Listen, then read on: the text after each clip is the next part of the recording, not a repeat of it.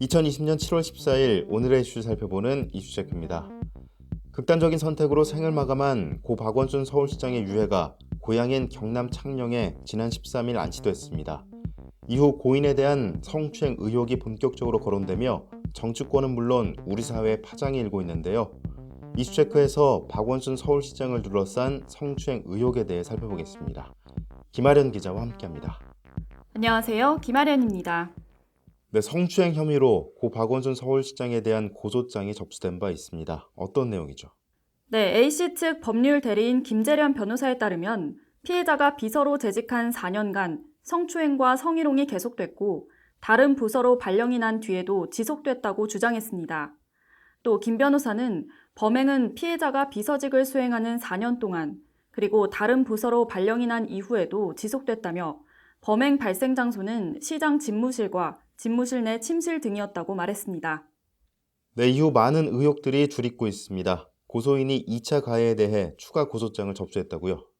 네, 그렇습니다.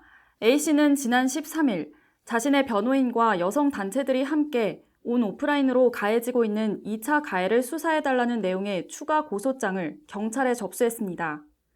김 변호사는 인터넷상에서 고소장이라며 유포되는 문건은 수사기관에 제출한 문건이 아니라며 해당 문건 유포자들에 대해 적극적으로 처벌해달라는 취지의 고소장을 접수했다고 설명했습니다.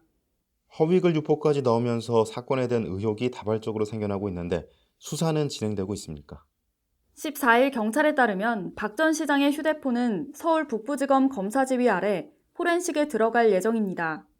경찰 관계자는 고인의 사망에 타살 혐의점은 없어 보이나 이 사건은 사회적 관심이 집중된 사건으로 사망에 이르게 된 경위를 명확히 하기 위해 북부지검 검사지휘에 의해 고인의 휴대폰을 포렌식할 예정이라고 밝혔습니다. 다만 경찰은 박 전 시장의 발인이 지난 13일 엄수됐고 아직 장례 절차가 남은 점을 고려해 유족과 협의를 통해 진행한다는 방침입니다. 네, 이번 사건에 대해 여당과 야당 반응이 엇갈리고 있죠. 어떻습니까? 네, 여야는 모두 사실관계 규명이 필요하다는 주장을 내놨습니다. 미래통합당 주호영 원내대표는 14일 서울시장 비서실 차원에서 성추행 방조 또는 무마가 지속해서 이루어졌다며 검찰은 특임 검사를 임명하거나 특별수사본부를 설치해 성추행 사건의 진상을 밝혀야 한다고 주장했습니다.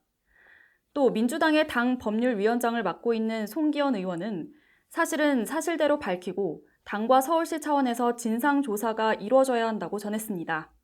네, 갑작스러운 사건으로 국민들 사이에서도 반응이 극명히 엇갈리고 있습니다. 여론은 어떻습니까?